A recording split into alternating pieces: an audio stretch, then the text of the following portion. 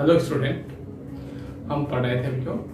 हम chapter number 1 भौतिक जगत। ओके, और आज के इस चैप्टर का ये हमारा सेकेंड लेक्चर है।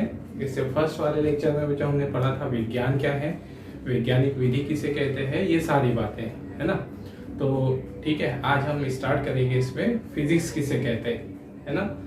तो एक्चुअल में बच्चों हम ज़्यादा घुमा फिरा के बात ना करें कि फिजिक्स है ना, इसको फिजिक्स कहते हैं, उसको फिजिक्स कहते हैं। मतलब हम सीधे एक मुख्य बात कर लें कि हम हमारे आसपास बच्चों जितनी भी घटनाएं, भौतिक घटनाएं होते हुए देख रहे हैं, है ना। जैसे आज हमको रीजन पता है कि सूर्य पृथ्वी पर दिन और रात क्यों होता है ना। हमें ज्वालामुखी के फटने का कारण पता है, ठीक है। हमें बारिश के होने का रीजन पता है कि कैसे बारिश होती है ना। बादलों में कैसे वाष्प एकत्रित होती है, ये सारी घटनाएं में जो हमें पता है ना। तो अगर हम इन घटनाओं को ध्यान दें तो ये सब की सब कैसी घटनाएं हैं, प्राकृतिक घटनाएं, ठीक है। पृथ्वी सूर्य के चारों तरफ परिक्रमा कर रही है, या लगभग सब मतलब सभी ग्रह जो सूर्य के परिक्रमा कर रहे हैं, ये भी एक हमारी क्या है, प्राकृतिक घटना है। तो ये जो सारी घटनाएं हमें ज्ञात हुई है ना, धीरे धीरे अध्ययनों के आधार पर, खोज के आधार पर, ये सारी घटनाओं के अध्ययन को हमने नाम दे दिया बच्चों फिजिक्स। ओके, क्यों फिजिक्स नाम दिया गया है इसका, फिजिक्स नाम देने का रीजन क्या है। ओके, इंग्लिश में इसे हम फिजिक्स कहते हैं, हिंदी में भौतिकी में जो। तो रीजन समझना होते हैं यहाँ पर, जो फिजिक्स वर्ड है, ठीक है, वो ग्रीक लैंग्वेज के फ्यूजिस शब्द से बना है। ओके, और इस फ्यूजिस शब्द का मतलब जो होता है ना, ग्रीक भाषा के फ्यूजिस, तो इसका जो मतलब होता है जो, इसका मतलब होता है प्रकृति।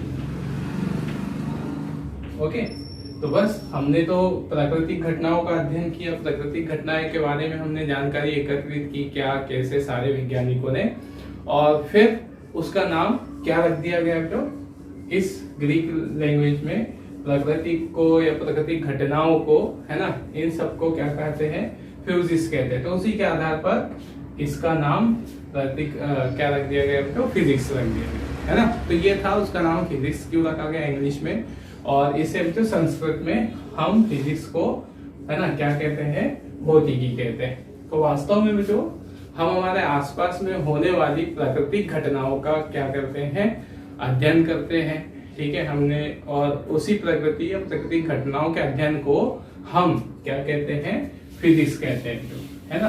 वैसे अगर हम कहें कि जो फिजिक्स क्या है, तो बहुत सारी बातें जो हम ऐसे एग्जाम्पल के तौर पर बहुत सारी परिभाषाएं बना सकते हैं। जैसे उदाहरण के लिए जो आप मेरा वीडियो देख पा रहे हो, है ना, मोबाइल पे देख पा रहे हो, आपके हाथ में जो मोबाइल है वो किसकी ही खोज है जो, है ना। धीरे धीरे करके हमको प्राकृतिक घटनाओं के बारे में जानकारी हुई, ठीक है, विद्युत चुंबकीय तरंगों की जानकारी हुई, ठीक है, बैटरी की जानकारी हुई।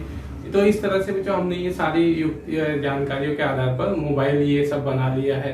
तो ये फिजिक्स कहाँ नहीं लगता है, ठीक है, इस पर अगर हम डिस्कस करें तो बहुत बड़ा जो ये लेक्चर हो जाएगा कि फिजिक्स, इसमें फिजिक्स है, उसमें फिजिक्स है, सब जगह जो लगभग, है ना, हर इस भौतिक घटना के पीछे, है ना, ये हम फिजिक्स लगा सकते हैं, उसका रीजन ढूंढ सकते हैं। तो हम इतनी बातें नहीं करेंगे, सिंपल सा हम परिभाषा बोल देंगे कि प्राकृतिक घटनाओं का अध्ययन क्या कहलाता है, फिजिक्स या भौतिकी कहलाता है जो।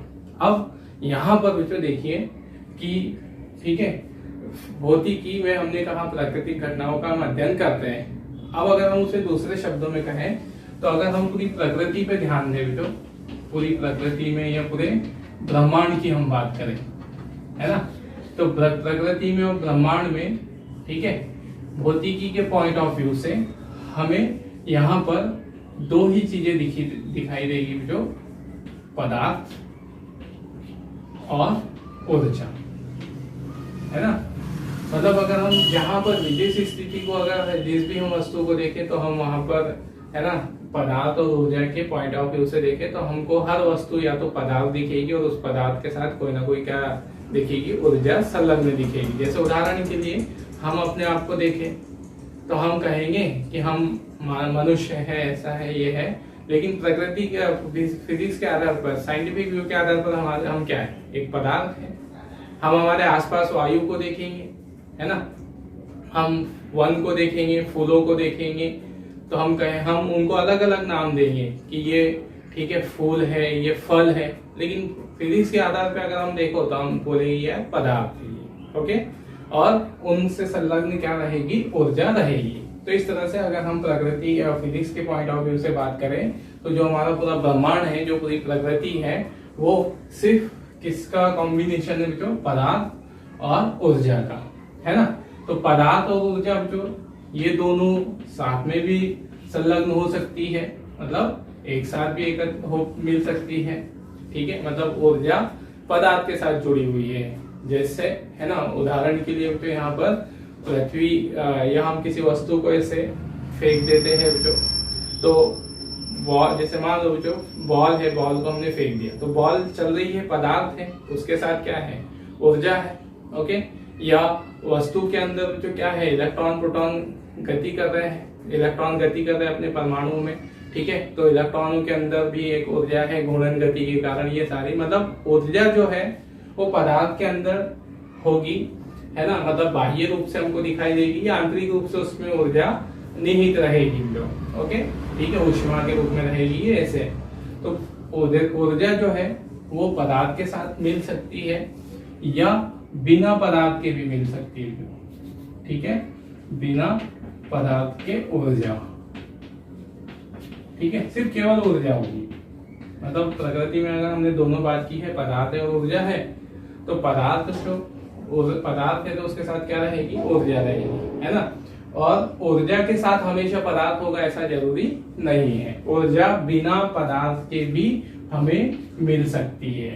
कैसे, ठीक है, जैसे प्रकाश क्या है, विद्युत चुंबकीय तरंगे है ना, सिर्फ तरंगे है। जैसे हमने कहा कि हमारे पास एक बल्ब से प्रकाश आ रहा है, सूर्य से प्रकाश आ रहा है, तो क्या सूर्य से प्रकाश किसी पदार्थ के द्वारा होते हुए आ रहा है कि कोई छोटे छोटे कण हमारे पास ऊर्जा ला रहे हैं, या कोई दूसरी नहीं, तो सिर्फ ऊर्जा वहां से चल कर आ रही है। ऊष्मा, जैसे हम कहीं पर जो दूरी पर एक आग जला दे और उससे दूर खड़े हो जाए तो हम तक भी ऊष्मा पहुंच जाएगी। कैसे पहुंची, सिर्फ ऊष्मीय ऊर्जा आएगी। क्या आग हमारे पास चलकर थोड़ी आई है, कोई पदार्थ उठकर नहीं आया है, सिर्फ ऊर्जा आई है ना। तो इस तरह से ऊर्जा का जो है ना चलना बिना पदार्थ के भी संभव है। ओके, तो यहाँ पर अगर ऊर्जा बिना पदार्थ के चलती है तो उसे हम क्या नाम बोलते हैं, तो विकिरण कहते हैं। ये सिर्फ हमारी जानकारी के लिए बात हो रही है अभी तक कि प्रकृति को अगर हम किसके पॉइंट ऑफ व्यू से देखें, भौतिकी के पॉइंट ऑफ व्यू से देखें, तो हमको प्रकृति में सिर्फ पदार्थ और ऊर्जा नजर आएगी, है ना। ऊर्जा पदार्थ के साथ भी नजर आएगी और बिना पदार्थ के भी नजर आएगी, ठीक है, जिसे हम विकिरण कहेंगे। तो यहाँ पर हमने जो परिभाषा लिखी है भौतिकी की, क्या परिभाषा लिखी हमने कि भौतिकी में हम प्राकृतिक घटनाओं का अध्ययन करते हैं, या सीधे सीधे कहो जो कि जितनी भी प्राकृतिक घटनाएं हैं अगर हम उसको भौतिकी के पॉइंट ऑफ व्यू से देखें तो किससे रिलेटेड बातें ही होगी, पदार्थ और ऊर्जा से। सूर्य जो पृथ्वी क्या कर रही है, चंद्रमा और पृथ्वी सूर्य के चारों तरफ घूर्णन कर रही है, तो पृथ्वी क्या है, पदार्थ है, घूम रही है, उसके पास ऊर्जा है, तो पदार्थ और ऊर्जा वाली बात ही होगी जो, ठीक है। तो हम भौतिकी को अगर हम उसकी मुख्य जो निचोड़ वाली परिभाषा कहे, है ना, क्यों, तो यहाँ पर जैसे हम प्राकृतिक घटनाओं की बात कर रहे हैं तो प्राकृतिक घटनाएं बहुत सारी हो जाएगी, ठीक है। तो हम इन सब का एक निचोड़ परिभाषा दे देते हैं तो यहाँ पर, ठीक है, कि भौतिकी क्या है, भौतिकी विज्ञान की वह शाखा है, ठीक है, शाखा है जिसमें हम, ठीक है, पदार्थ एवं, ठीक है, पदार्थ की और एवं ऊर्जा तथा उनके परस्पर रूपांतरण, ठीक है, परस्पर रूपांतरण का अध्ययन करते हैं, है ना। परस्पर रूपांतरण का अध्ययन से मतलब जो यहाँ पर मतलब जितनी भी भौतिक घटनाएं हैं, जो प्राकृतिक घटनाएं हैं, वो पदार्थ और ऊर्जा से ही संलग्न होगी, है ना। तो हम यहाँ पर हमें पता है जो आइंस्टीन है वैज्ञानिक, मतलब हमने दो बातें कही, पदार्थ और ऊर्जा, ठीक है। तो जो आइंस्टीन है, जो आइंस्टीन के सापेक्षता के सिद्धांत के अनुसार हम पदार्थ को किस में बदल सकते हैं, ऊर्जा में, ऊर्जा को किस में परिवर्तित हो सकती है, पदार्थ में, है ना। ये समीकरण आपने सुना होगा, जो बहुत फेमस समीकरण है ना, और सापेक्षता के सिद्धांत से संबंधित आइंस्टीन के। तो इसलिए हमने लिखा कि हम पदार्थ का अध्ययन, ऊर्जा का अध्ययन या उनके परस्पर रूपांतरण का अध्ययन करते हैं, ठीक है। तो यही हमारी क्या है, भौतिकी है जो, ठीक है। चलिए, तो भौतिकी को हम दो तरह से परिभाषा दे सकते हो आप, कि भौतिकी विज्ञान की वह शाखा है जिसमें हम प्रकृति और प्राकृतिक घटनाओं का अध्ययन करते हैं, है ना। लेकिन अभी हमने बताया कि कोई प्रकृति में पदार्थ और क्या ही मिलेगा हमको, ऊर्जा ही मिलेगी। तो फिर उसके आधार पर हम क्या उसकी दूसरी परिभाषा बना सकते हैं जिसमें हम पदार्थ एवं ऊर्जा के परस्पर रूपांतरण का अध्ययन करते हैं, है ना। अब बात आती है कि पदार्थ और ऊर्जा क्या है। तो पदार्थ और ऊर्जा जो हम छोटी कक्षाओं से ही सुनते आ रहे हैं, लेकिन फिर भी मैंने यहाँ पर उसकी परिभाषा लिख दी है ताकि आपको एक बार फिर से याद आ जाए। मतलब हम पदार्थ किसे कहते हैं, तो हमारे आसपास जितनी भी वस्तुएं जो हम देख रहे हैं, ठीक है, जो स्थान घेरती है, जिन्हें हम अपने फील कर सकते हैं, ठीक है, वायु हो गया, जल हो गया, लकड़ी हो गई, पत्थर हो गया, ये सारी चीजें जो स्थान घेरेगी, जिन्हें हम अपनी ज्ञान इंद्रियों से पहचान पाएंगे, उसे हम पदार्थ कहते हैं। और ऊर्जा, तो यदि कोई वस्तु कार्य करने की क्षमता रखती हो, उसके अंदर कार्य करने की क्षमता हो, उसके द्वारा किसी तरह का कार्य किया जा सकता हो, तो हम कहेंगे कि उसमें ऊर्जा है जो, है ना। तो पदार्थ और ऊर्जा का अध्ययन, उनके आपस परस्पर संबंध का जो अध्ययन है, वही हमारा क्या है, भौतिकी है जो, ठीक है। अब ये जो भौतिकी है जो, इसका मेन कार्य सिद्धांत क्या है, नेक्स्ट हम उसी को डिस्कस करते हैं, भौतिकी का कार्य सिद्धांत, ठीक है। तो भौतिकी के कार्य सिद्धांत को जो दो है ना, उसके दो मुख्य कार्य के सिद्धांत हैं, ठीक है, दो मुख्य कार्य सिद्धांत, ठीक है। पहला है तो यहाँ पर एकीकरण, ठीक है, और दूसरा है जो ठीक है, न्यूनकरण, है ना। अब ये एकीकरण और न्यूनकरण क्या है, इसको अब हम समझे। यहाँ पर जो एकीकरण हम किसे इंग्लिश में बोलते हैं जो यूनिफिकेशन, ओके, है ना। तो एकीकरण का मतलब क्या, जैसे जो हम भौतिकी में, ठीक है, जैसे हमने कहा कि प्राकृतिक घटनाओं का अध्ययन प्रारंभ हुआ, है ना। प्राकृतिक घटनाओं का अध्ययन प्रारंभ हुआ वैज्ञानिकों द्वारा कई वर्षों पहले, है ना। तो फिर उसमें उन्होंने धीरे धीरे एक एक घटनाओं का अध्ययन करना स्टार्ट किया।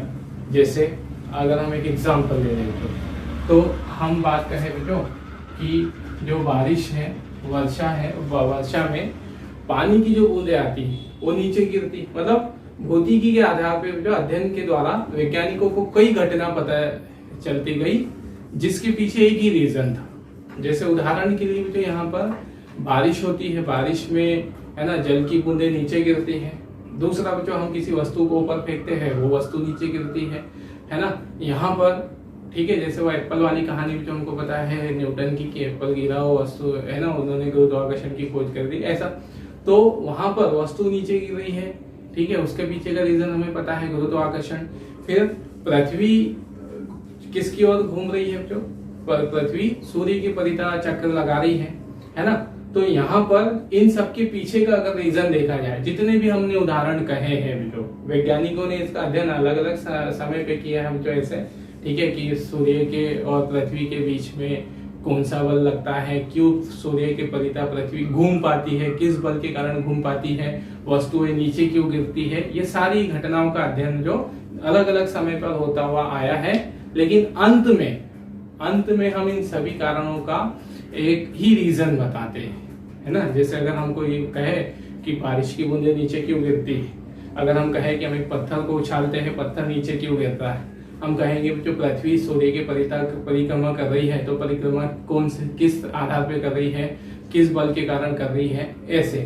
तो आप जो खुद इसका एक उदाहरण बता दोगे कि इन सब के पीछे कौन है, इन सब के पीछे जो कौन सा बल है, गुरुत्वाकर्षण बल। ओके, तो हमने यहाँ पर क्या किया कि जो बहुत सारी प्राकृतिक घटनाएं हमारे आसपास होते हुए दिख रही है, तो इन घटनाओं का अध्ययन करते हुए वैज्ञानिकों ने इन सब के पीछे का कारण जाना और क्या पाया यहाँ पर, उनकी कोशिश क्या रही है यहाँ कि जो पूरी अधिक से अधिक भौतिक घटनाएं हो रही है ना, अधिक से अधिक जो प्राकृतिक क्रियाएं हो रही है, उन सभी के लिए एक नियम बता देना, है ना। ऐसा नहीं होगा कि हमने पत्थर फेंका तो पत्थर क्यों नीचे गिरा, उसके लिए हमने एक अलग नियम बनाया वैज्ञानिकों ने। फिर सूर्य के परितल जो पृथ्वी घूम रही है तो क्यों घूम रही है, उसके लिए एक अलग नियम बनाया, है ना। बारिश की बूंदें नीचे गिर रही है, उसका एक अलग नियम बनाया।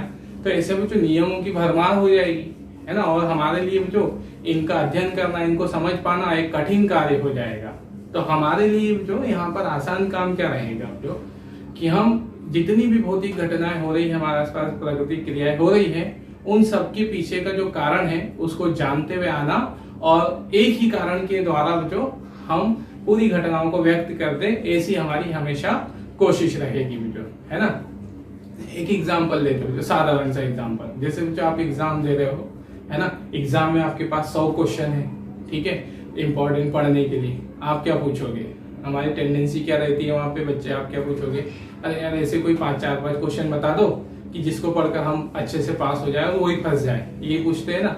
तो सिंपल सा बच्चों, वैज्ञानिक लोगों का भी वही टेंडेंसी है कि इतने सारे आसपास जो कठिन भौतिक क्रियाएं मतलब प्राकृतिक घटनाएं हो रही है, तो उन्होंने उसके पीछे का रीजन जानते जानते ऐसा एक रीजन ढूंढने की कोशिश की है हमेशा, कि जिस उस अकेले रीजन के कारण पूरी सभी प्राकृतिक घटनाओं का वो एक्सप्लेनेशन दे सके, उनकी व्याख्या दे सके। जैसे गुरुत्वाकर्षण बल, है ना, इसके द्वारा जो कई सारी घटनाओं का हम क्या कर सकते हैं, व्याख्या कर सकते हैं। पृथ्वी और चंद्रमा का, है ना, ये चंद्रमा का पृथ्वी के सापेक्ष घूमना, पृथ्वी का चंद्रमा के सूर्य के परितः घूमना, सभी ग्रहों का सूर्य के परितः घूमना, है ना, वस्तु का नीचे गिरना, पेड़ पौधों का नीचे गिरना, ये सारी चीजें जो हम एक और एक ही नियम से दे सकते हैं, गुरुत्वाकर्षण नियम से।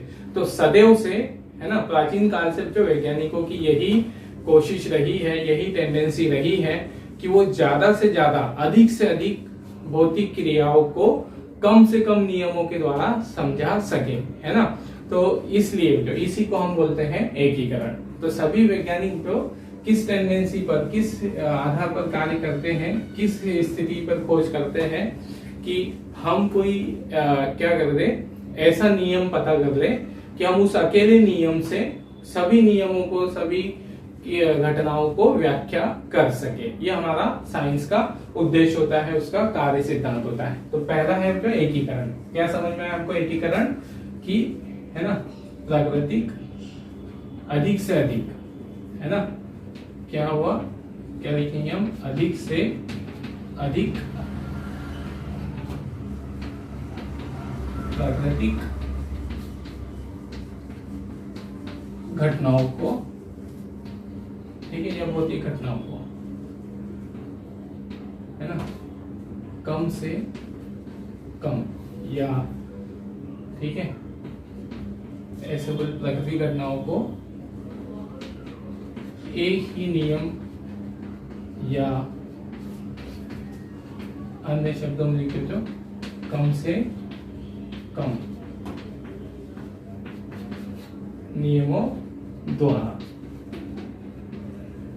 व्यक्त करना, ठीक है, क्या कहलाता है, एकीकरण कहलाता है। तो यही जो हमारे वैज्ञानिकों की सदा से जो यही कोशिश रही है कि हम फिजिक्स में इतनी सारी थ्योरीज ना पढ़े, हम इतने सारे, बहुत सारे, है ना, अभी आप जब हायर लेवल पे जाओगे तो आपको बहुत सारे सिद्धांत पढ़ने को मिलेंगे, मैक्सवेल का सिद्धांत, ठीक है, और फेराडे के नियम, ये ठीक है, न्यूटन के नियम, ये सारी बातें। तो फिर वैज्ञानिकों की कोशिश रही जो कि यार हम इतने सारे बुक्स, इतना सारा मटेरियल, है ना, एक प्रकृति को समझने के लिए इतना सारा मटेरियल की हम जरूरत ना रखे, कोई ऐसा नियम बना ले कि जिसको हम पढ़े सम्मिलित रूप से और हमको पूरी प्रकृति की क्रियाविधि समझ में आ जाए कि प्रकृति इस है ना सिद्धांत पर कार्य कर रही है, इस नियम के अनुसार कार्य कर रही है।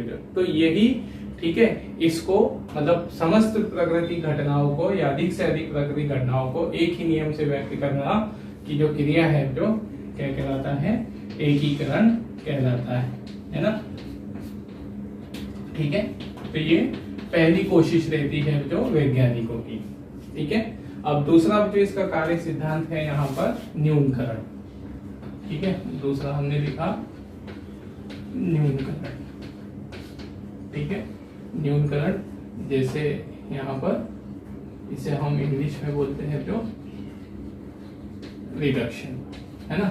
अब न्यूनकरण या रिडक्शन क्या होगा, ठीक है, तो यहाँ पर जो अगर हम किसी भौतिक घटना को समझना चाह रहे हो, है ना, पहले एक एग्जांपल इसका भी देख रहे थे एकीकरण का, है ना। जैसे हमने एकीकरण को समझ तो लिया कि सभी प्राकृतिक घटनाओं को, है ना, या जितनी भी हमारे आसपास भौतिक राशियां भौतिक क्रियाएं हैं उनको एक नियम से एक थ्योरी से व्यक्त कर देना, ये हमारी कोशिश रही है हमेशा वैज्ञानिकों के, है ना। तो यूनिफिकेशन या एकीकरण सिद्धांत हमारा कार्य सिद्धांत रहा है भौतिकी का, है ना। एक इसका उदाहरण आपको दे दूं, जो जैसे हम यहाँ पर जो प्रकाश की बात करें, प्रकाश विद्युत या विद्युत क्षेत्र, है ना, इलेक्ट्रिसिटी, और दूसरा जो हम यहाँ पर बात करें चुंबकत्व। तो ये सभी भी जो है ना, सभी तीनों जो हमने बातें यहाँ लिखी है, प्रकाश, तो ये प्रकाश एक भौतिक राशि है जो इसके कुछ अपने अलग नियम है, प्रकाश को समझने के लिए कुछ अपने नियम कुछ अपने सिद्धांत है ना। विद्युतिकी मतलब जो विद्युत धारा है, जो बिजली है, आवेश है, चार्ज है, ठीक है, इनको अब इनके अपने अपने कुछ नियम है, इसको समझने के लिए हमें उनके नियमों को जानना पड़ता है, विद्युत के नियम को, विद्युत से संबंधित नियमों को समझना पड़ेगा अगर हम किसके बारे में जानना चाह रहे हैं, विद्युतिकी के। फिर इसी तरह पे चुंबकत्व के अपने कुछ नियम होते हैं, इनके कुछ कार्य सिद्धांत होते हैं। तो अगर हम चुंबकत्व के बारे में जानना चाह रहे हैं तो उन्हें हमें अध्ययन करना हो। तो यहाँ पर जो ये तीन घटनाओं को, ठीक है, तीन पूरी भौतिक राशियों को, ठीक है, किसके द्वारा, विद्युत चुंबकीय सिद्धांत, एक अकेली थ्योरी, विद्युत चुंबकीय सिद्धांतों के द्वारा या नियमों के द्वारा इसको व्यक्त किया जा सकता है। ओके, मतलब तीन घटनाएं हैं, लेकिन इन तीन घटनाओं को केवल एक थ्योरी, विद्युत चुंबकीय, मैक्सवेल की विद्युत चुंबकीय थ्योरी, जो उसके आधार पर इन तीनों घटनाओं को हम एक ही थ्योरी से समझा सकते हैं। तो ये एक एग्जाम्पल हुआ किसका, एकीकरण का, कि अधिक से अधिक भौतिक प्राकृतिक क्रियाओं को, भौतिक राशियों को समझना, कम से कम एक नियम द्वारा समझाना, एक थ्योरी द्वारा समझाना हमारा क्या कहलाता है, एकीकरण। तो ये उसके लिए एक उदाहरण जो मैंने आपको दे दिया ताकि आप उसको एकीकरण को समझ सकें, है ना। फिर अगला है तो न्यूनकरण। ओके, अब न्यूनकरण जो हम किसे कहेंगे, तो ठीक है, किसी जटिल, ठीक है, भौतिक जटिल प्राकृतिक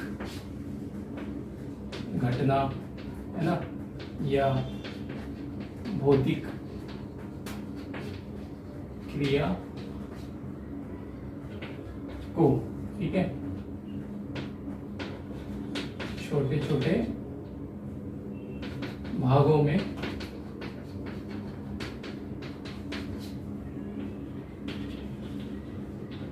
विभाजित करके, ठीक है, छोटे छोटे भागों में विभाजित करके समझना, ठीक है, उसका विश्लेषण करना, ठीक है, समझना, विश्लेषण करना क्या कहलाता है, न्यूनकरण, ठीक है, रिडक्शन कहलाता है, ठीक है, इस तरह से, है ना।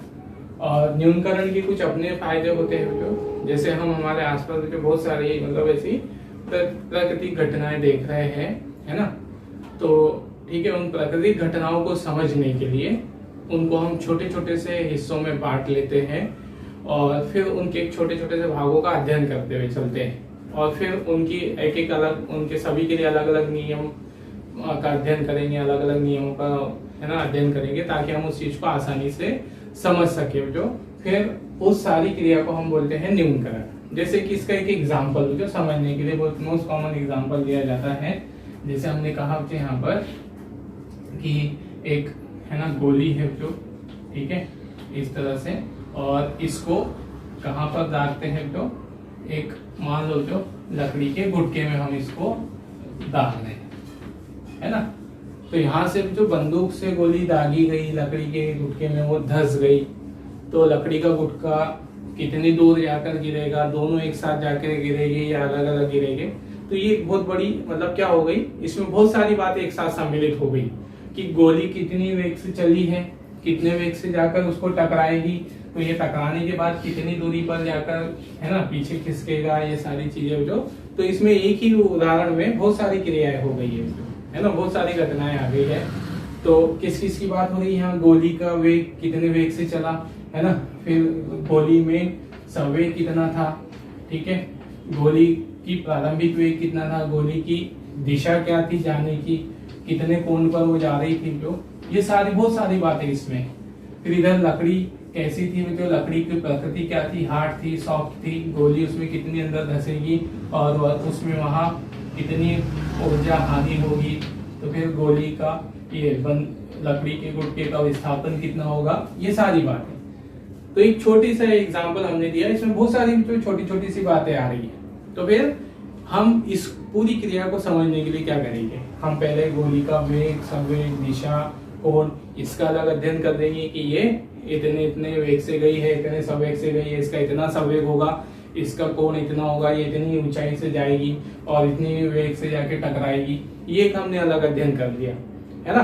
तो इससे हमको पूरा गोली के बारे में समझ में आ गया, है ना, बुलेट के बारे में समझ में आ गया, उसकी किस तरह से वो जा रही है, कितने वेग से। फिर इधर हम लकड़ी के बारे में कि लकड़ी में की प्रकृति कैसी थी, लकड़ी पर टकराने पर उसमें कितना अंदर धंसेगा, उसमें वहां कितनी ऊर्जा हानि होगी, किस तरह से टकराई है, ये सारी बातें। फिर इन सब का अध्ययन करके हम उस पूरी घटनाओं को आसानी से समझ जाएंगे मतलब। तो इस तरह से यहाँ पर मतलब किसी भौतिक क्रिया के, है ना, क्रिया को छोटे छोटे भागों में विभाजित कर लेना और उसका जो अध्ययन है ना क्या करना, छोटे छोटे भागों में बांट कर किसी जो हमारी क्या है, जो भौतिक क्रिया है या भौतिक प्राकृतिक अभिक्रिया है, उसको छोटे से, या हमारी जो कोई समस्या है, कोई प्रॉब्लम है, जो उसको छोटे छोटे भागों में कर बांट लेना, फिर उसको समझना, है ना, इसको हम क्या कहते हैं, न्यूनकरण कहते हैं जो, ठीक है।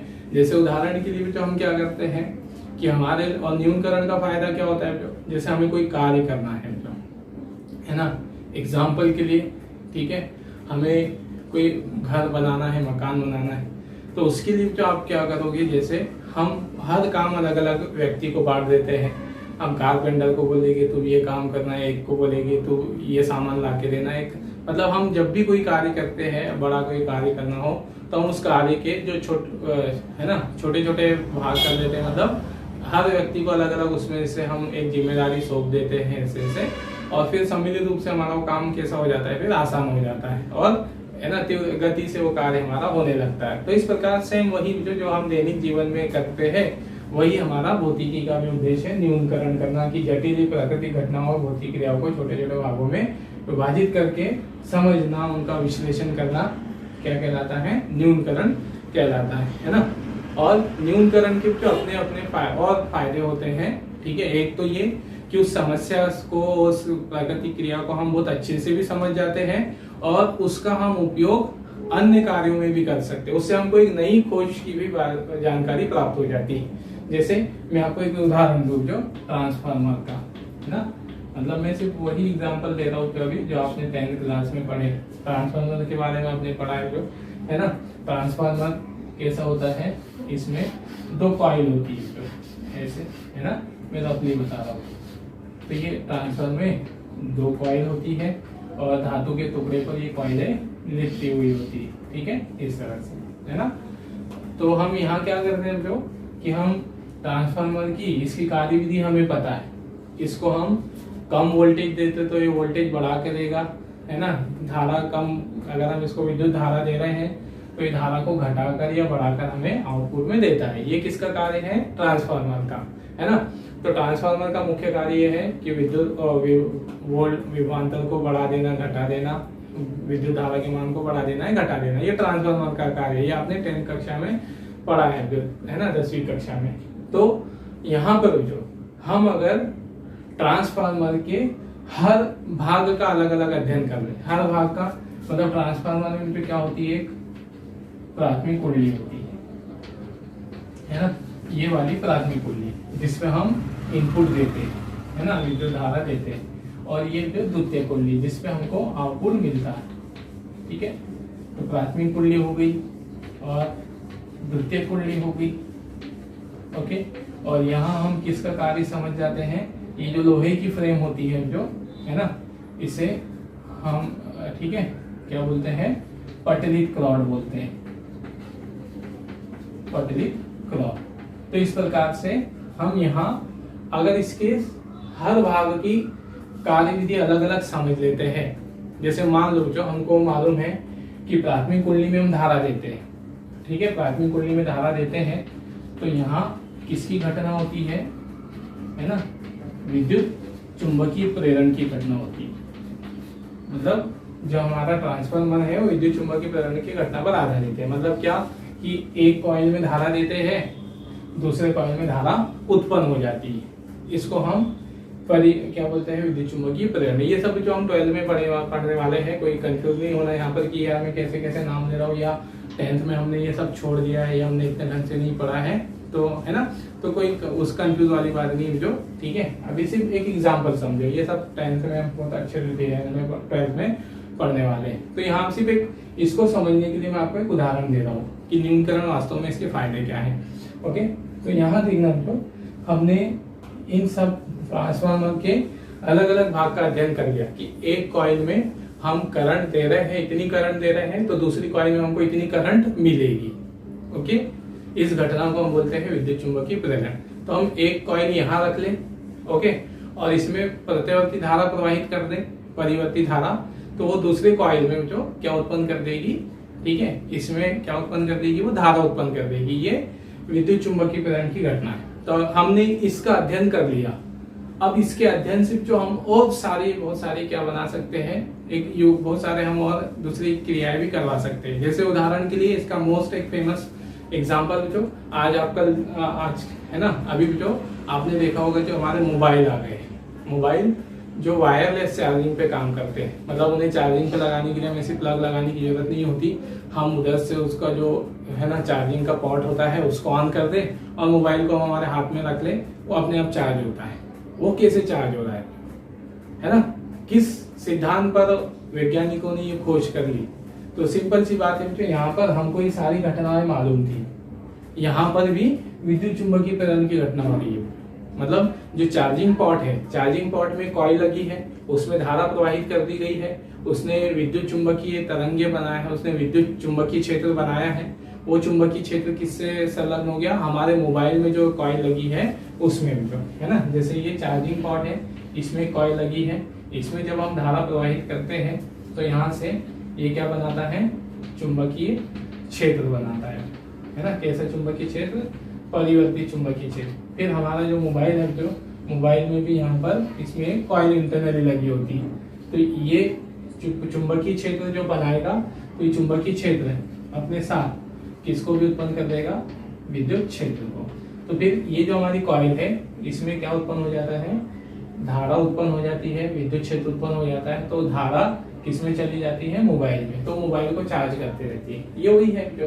तो इस तरह से अगर हम किसी क्रिया को, किसी है ना कॉन्सेप्ट को अलग अलग उसको समझ ले, तो उसका उपयोग करके हम आगामी समय में जो है ना नई रिसर्च, नई खोज कर सकते हैं। ये उसका एक एग्जाम्पल था। ट्रांसफार्मर की खोज जो कई समय पहले हुई है ना, लेकिन जो आपने देखा होगा क्योंकि ये जो हमारे वायरलेस चार्जिंग आई है, ये अभी कुछ ही वर्ष पूर्व आई है। तो ये सारी घटनाएं, मतलब अगर हमको ये सारी घटनाएं का अध्ययन हो तो हम कभी भी किसी भी समय पे नई खोज कर सकते हैं ऐसे। तो ये फायदा हुआ किसका? न्यूनीकरण का, है ना। तो हमारी जो भौतिकी है जो, ठीक है, कि प्रकृति घटनाओं का अध्ययन करना, है ना, और उनको समझना, तो इस सभी का पीछे एक ही रीजन होता है कि हम इन घटनाओं को समझें और कोई एक ऐसा नियम बना दे जिसके द्वारा हम पूरे नियमों को समझा सके, मतलब एक ही नियम से पूरी प्रकृति में होने वाली घटना को समझा सके, है ना, और उनको हमारे लिए लाभदायी बना सके। तो ठीक है, तो ये था बच्चों भौतिकी मतलब शॉर्ट में देख ले, प्रकृति और प्रकृति घटनाओं का अध्ययन करना, है ना। और अगर हम उसको प्रकृति को पदार्थ और ऊर्जा के, है ना, पॉइंट ऑफ व्यू से देखें तो हम कहेंगे कि भौतिकी विज्ञान की वो शाखा है जिसमें हम पदार्थ एवं ऊर्जा तथा उसके परस्पर रूपांतरण का अध्ययन करते हैं। और भौतिकी की यह वैज्ञानिकों का जो हमेशा, है ना, एक ही कोशिश रही है प्रकृति का अध्ययन, घटनाओं के अध्ययन से एकीकरण और न्यूनीकरण, जो मतलब घटनाओं को समझने के लिए पहले हम उनका न्यूनीकरण कर लेते हैं, छोटे छोटे भागों में समझते हैं, फिर उनका एकीकरण करते हैं और एक नियम बना देते हैं। ठीक है, चलिए, तो ये था हमारा भौतिकी और भौतिकी की परिभाषा, उसका इंट्रोडक्शन, है ना, नोट कीजिए। चलिए बच्चों, अब हम बात करते हैं बच्चों भौतिकी के वर्गीकरण की, है ना। तो भौतिकी का वर्गीकरण जो किस आधार पर किया गया है, भौतिकी में आने वाली जो खोज है, जो रिसर्च है ना, उसके कार्य क्षेत्र को देखते हुए। जैसे आज भी जो हम अगर जनरल बात करें तो हम कहेंगे कि जैसे आप अभी तक किसके बारे में पढ़ चुके हो, इलेक्ट्रॉन के, प्रोटॉन के बारे में आपने पिछली कक्षाओं में अध्ययन किया, है ना। फिर इसी तरह जो आपने गैलेक्सी के बारे में भी पढ़ा है, ब्रह्मांड के बारे में भी पढ़ा है 10th कक्षा में, है ना, या उससे छोटी वाली कक्षाओं में पढ़ा होगा। तो अगर आप जो इन खोजों को, ठीक है, इन बातों को अगर वर्गीकृत करो तो आप क्या देखोगे कि जो इलेक्ट्रॉन है ना, प्रोटॉन है, परमाणु है, अणु है, ये बहुत छोटे स्तर की बात होगी, मतलब छोटी छोटी सी राशियां हैं, इनके आकार बहुत छोटे हैं, इनकी माप, त्रिज्याएं बहुत छोटी है ना। और इसी प्रकार जो अगर आप ब्रह्मांड आपने पढ़ा है, ब्रह्मांड में आपने आकाशगंगा के बारे में पढ़ा है, गैलेक्सी के बारे में पढ़ा है, तो आकाशगंगा, गैलेक्सी, इनका अगर आप बात करो जो पृथ्वी का द्रव्यमान, सूर्य का द्रव्यमान, पृथ्वी का आकार, है ना, तो ये बहुत बड़े स्तर की बात होगी, मतलब ये बड़ी बड़ी विशेषताएं होगी। जैसे आपने प्रकाश के बारे में पढ़ा है, ध्वनि के बारे में पढ़ा है ना, ये सारी चीजें बच्चों। तो हम इन्हीं आप बिंदुओं को अगर बच्चों, है ना, गौर से इनके बारे में सोचो तो आप यहाँ 2 प्रकार की राशियों के बारे में पढ़ रहे हो, इलेक्ट्रॉन, प्रोटॉन, न्यूट्रॉन, कण, परमाणु, अणु, ये बहुत सूक्ष्म स्तर की राशियां हो गई, है ना। दूसरा बच्चों आप ब्रह्मांड के बारे में पढ़ रहे हो, गैलेक्सी के बारे में पढ़ रहे हो, प्रकाश के बारे में पढ़ रहे हो, साउंड के बारे में पढ़ रहे हो, तो ये बड़े स्तर की राशियां हो गई है ना, ठीक है, जिनका प्रभाव हम दैनिक जीवन में देख सकते हैं। ठीक है, तो इस तरह से इन दोनों के आधार पर जो हम भौतिकी का वर्गीकरण करते हैं। ठीक है, तो इससे पहले बच्चों अगर हम छोटी सी कुछ पॉइंट्स यहाँ पर ध्यान दें कि अगर हम सूक्ष्म स्तर की राशियों का अध्ययन की बात करें कि भौतिकी में अभी तक हमने कितनी छोटी से छोटी राशियों का अध्ययन कर चुके हैं और कितनी बड़ी सी बड़ी राशियों का हमने अध्ययन कर चुके हैं, तो वहां पर जो देखिए इसी को हमने यहाँ पर लिखा है जैसे सूक्ष्म स्तर की राशियां। तो हम यहाँ जो 3 बातें बता रहे हैं, लंबाई, द्रव्यमान और समय के आधार पर। वैसे तो बहुत और सूक्ष्म राशियां हैं, लेकिन हमने यहाँ 3 के ही एग्जाम्पल लिए, मतलब छोटे से छोटे द्रव्यमान का एग्जाम्पल, छोटी दूरी का एग्जाम्पल और कम से कम समय का एग्जाम्पल, है ना। ये इनके एग्जाम्पल हमने यहाँ लिखे हैं। वैसे तो बहुत सारी छोटी और अन्य राशियां हैं। ठीक है, तो अभी तक बच्चों जैसे हम, है ना, प्रोटॉन की खोज कर चुके हैं, प्रोटॉन की त्रिज्या की खोज कर चुके हैं, मतलब त्रिज्या का अध्ययन कर चुके हैं। तो प्रोटॉन की त्रिज्या को अगर आप देखो जो यहाँ पर, तो उसका मान होता है 10⁻⁻15 मीटर की कोटि का होता है ना, मतलब 1 मीटर का 10⁻, ये सब 1 मीटर को भाग दो 10⁻15 मीटर से, तो 1 मीटर का इतना छोटा सा भाग, है ना, प्रोटॉन की त्रिज्या होती है। तो हम अंदाजा भी नहीं लगा सकते जो कि प्रोटॉन का आकार कितना बड़ा होगा, है ना, ये हमारी कितना छोटा होगा, हमारी इमेजिनेशन से बाहर है, मतलब हम फील भी नहीं कर पाएंगे कि कितने से कितना छोटा उसको किया जाए, इतना छोटा कि वो हमारे लिए दिखाई भी नहीं देगा जो, है ना। फिर हमने ब्रह्मांड का विस्तार के बारे में पढ़ा है कि जो पृथ्वी से जो, मतलब हम जिस आकाश गंगा में रह रहे हैं वहां से जो दूसरी आकाश गंगा है, मतलब पृथ्वी जिस आकाश गंगा में है वहां से दूसरी जो अन्य आकाश गंगा है, जो अधिकतम दूरी वाली आकाश गंगा है, उसकी दूरी कितनी है 10⁻26 मीटर जो, है ना। ये ऐसे बोल सकते हो कि वहां तक ब्रह्मांड फैला हुआ है, मतलब हम ब्रह्मांड को जहां तक देख सकते हैं वहां तक की अधिकतम दूरी है 10⁻26 मीटर जो। तो हमने छोटी से छोटी दूरी भी मापी है फिजिक्स में जो है ना, फिजिक्स की सहायता से भौतिकी में हमने प्रोटॉन की त्रिज्या का भी अध्ययन कर चुके हैं जिसका मान है 10⁻15 मीटर, और बड़ी से बड़ी दूरी मतलब 10⁻26 मीटर ब्रह्मांड का विस्तार की भी हम खोज रिसर्च कर चुके हैं, अध्ययन कर चुके हैं, है ना। फिर इसी तरह से अगर हम छोटे से छोटे द्रव्यमान की बात करें तो जो इलेक्ट्रॉन का द्रव्यमान है उसकी द्रव्यमान की कोटि 10⁻30 किलोग्राम, मतलब 1 किलोग्राम को जो आप 10⁻30 इतने से भाग दो तो जो छोटा सा द्रव्यमान हमारे पास आएगा वो इलेक्ट्रॉन का द्रव्यमान होगा। तो इस तरह से छोटे से छोटा द्रव्यमान जो हम जान चुके हैं आजकल इलेक्ट्रॉन का द्रव्यमान है ना, और ब्रह्मांड का द्रव्यमान अधिक से अधिक द्रव्यमान कितना, पूरे ब्रह्मांड का द्रव्यमान जो तो वो होगा 10⁻55 किलोग्राम की कोटि का, है ना। मतलब इस प्रकार हम छोटा से छोटा द्रव्यमान भी जान चुके हैं अभी आज तक इतना छोटा, और बड़े से बड़ा द्रव्यमान भी हम जान चुके हैं, है ना। और फिर इसी तरह से जो समय की बात करें तो जो हमारा प्रकाश है ना, हमें पता है जो अभी तक जो सबसे तीव्र वेग से चलने वाली राशि हमें ज्ञात है, सबसे ज्यादा तीव्र वेग से चलने वाली राशि कौन है, प्रकाश है, जो मतलब प्रकाश सबसे उसका अधिक उस वेग उसी का है अभी पृथ्वी पे, है ना। तो यहाँ पर उसकी जो प्रकाश द्वारा जो नाभिक होता है जो परमाणु के अंदर नाभिक में से गुजरने का जो समय है 10⁻23 सेकेंड, मतलब हम हमारे अध्ययनों द्वारा प्रयोगों द्वारा इसको भी मापा जा चुका है कि प्रकाश जो है, जैसे ये परमाणु है, परमाणु के अंदर नाभिक होता है, तो नाभिक के अंदर से प्रकाश गुजरने में कितना समय लेता है ये यहाँ से यहाँ तक, तो इतना समय लेगा, मतलब बहुत ही सूक्ष्म समय लेगा वो, ओके। और फिर अधिक से अधिक समय हमारे पास कितना है, पृथ्वी का आयु, जो पृथ्वी का जो आयु काल है, ठीक है, पृथ्वी का जो आयु काल है वो कितना है 10⁻17 सेकेंड जो है ना, ये मतलब रेडियो एक्टिविटी के आधार पे बताया गया है। तो यहाँ पर जो हम कहें कि हमने अभी तक छोटी से छोटी राशियां किनका अध्ययन किया है वो भी हमने यहाँ पर कुछ एग्जाम्पल देखे, बड़ी से बड़ी राशियां जो हमने देखी उनके कुछ एग्जाम्पल हमने यहाँ देखे। तो इस आधार पर हम भौतिकी में जो सूक्ष्म स्तर की राशियां और स्थूल स्तर की राशियों का अध्ययन कर चुके हैं।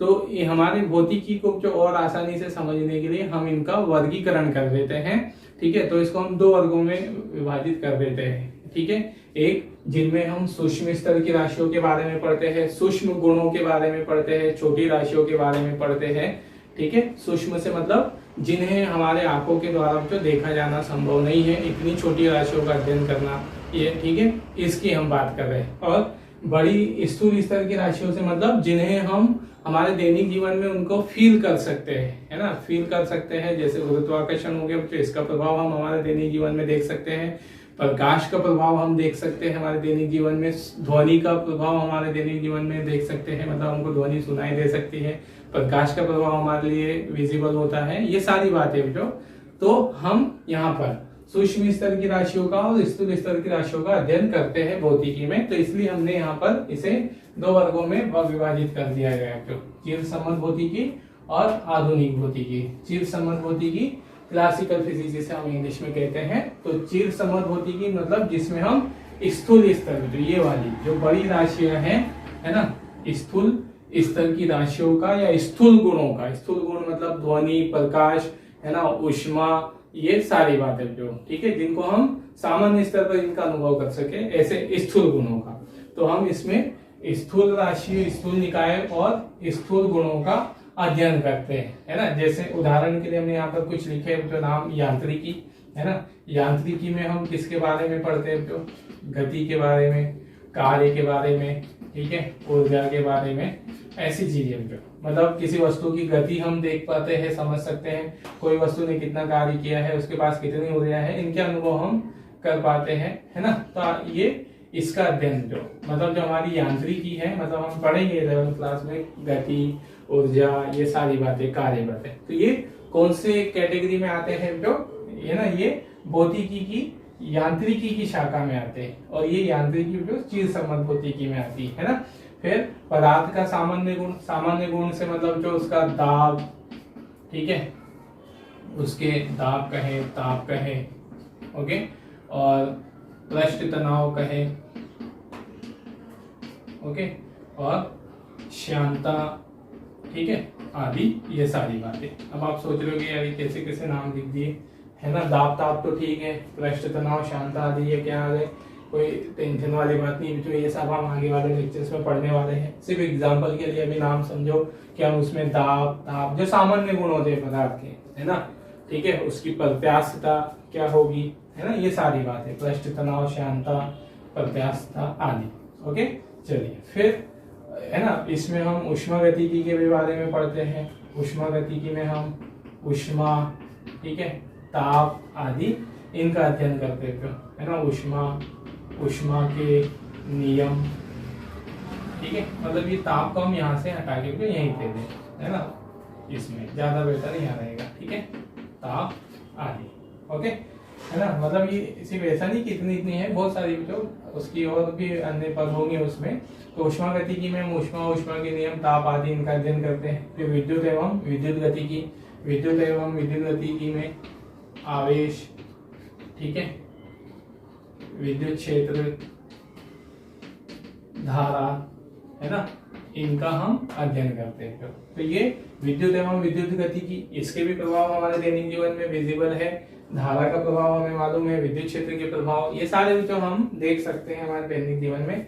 चुंबकत्व, है ना, तो इसमें हम चुंबकत्व में चुंबकीय बल, ठीक है, चुंबकीय क्षेत्र, ठीक है, ये आदि जो ऐसे गुणों का हम अध्ययन करते हैं।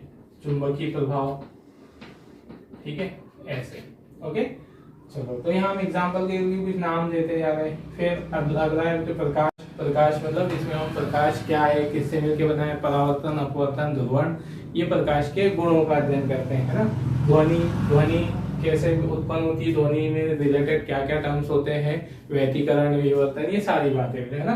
तो ये सारी जो हम अध्ययन करते हैं ये हमारा किस में आता है, चिर संबंध भौतिकी में, क्लासिकल फिजिक्स में, है ना। एक्चुअल में अगर आप चलो ऐसे समझना चाहो तो जो हमारी 19वीं शताब्दी है, 19th सेंचुरी, 19वीं शताब्दी से पहले वाला जो फिजिक्स है ना हमने अध्ययन किया है, वो हमारा किसके अंतर्गत आता है, चिर संबंध, क्लासिकल। क्यों ऐसा, क्योंकि उस समय में जो 19वीं शताब्दी से पहले हमारे पास टेक्नोलॉजी की इतनी ज्यादा टेक्नोलॉजी नहीं थी कि हम बहुत सूक्ष्म स्तरों पे वस्तुओं को देख सके, उनका अध्ययन कर सके। तो फिर उस समय में जो हम बड़े बड़े जो हमें गुण, सामान्य गुण हमारे सामने दिखाई देते थे वैज्ञानिकों के, वो केवल उसके उस स्तर की ही बात किया करते थे, ज्यादा माइक्रो स्तर पे जो है ना, सूक्ष्म स्तर पे नहीं खोज कर पाए, क्योंकि उस समय इतनी टेक्नोलॉजी नहीं थी। आजकल जो हमारे पास बहुत सारे यंत्र ऐसे, बहुत सारी ऐसी मशीनें बना ली गई है खोजों का उपयोग करते हुए, कि जिसके कारण हम परमाणुओं के अंदर तक, है ना, क्या क्या है परमाणु के अंदर देख सकते हैं, परमाणु का आकार देख सकते हैं, इस तरह से भी, है ना। तो इसलिए 19th सेंचुरी से पहले का जो फिजिक्स की जो रिसर्च है, जो जितनी भी उसकी, है ना, हमने अवधारणाएं पढ़ी है, कॉन्सेप्ट है, वो सब किसके अंतर्गत आती है, चिर संबंध भौतिकी में, है ना। और ये वाली बातें जो, ठीक है।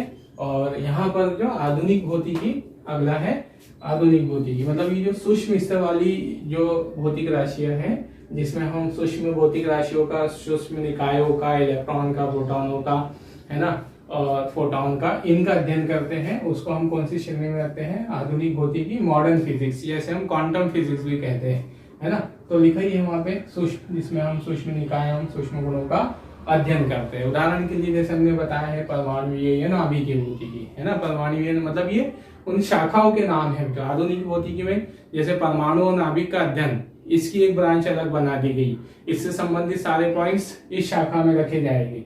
ठोस अवस्था भौतिकी, जो ठोस अवस्था भौतिकी मतलब ठोस पदार्थ में अणुओं की संरचना कैसी होती है, अणु एक दूसरे पर किस स्थिति पर होंगे, कैसे आकर बनेंगे, उनके बीच में कैसे कैसे बॉन्ड बने रहेंगे, ये सारी बातें ये हम ठोस अवस्था भौतिकी में पढ़ते हैं। क्वांटम भौतिकी, जो क्वांटम भौतिकी मतलब अणु परमाणु के अंदर, जो परमाणु के अंदर क्या क्या होता है, मतलब परमाणु से सूक्ष्म स्तर और छोटे स्तर पर, ठीक है। जैसे हमने अभी तक हमारे ज्ञान में क्या पढ़ा है, जो, ठीक है, नाभिक के अंदर परमाणु होता है, परमाणु के अंदर इलेक्ट्रॉन, प्रोटॉन, न्यूट्रॉन होते हैं, लेकिन उनके अंदर भी अन्य राशियां होती है, अन्य और छोटे छोटे से कण होते हैं। तो उनके स्तर पे जो भौतिकी होती है और परमाणु के आंतरिक लेवल पर, उसे हम क्वांटम भौतिकी में पढ़ते हैं, जो, है ना।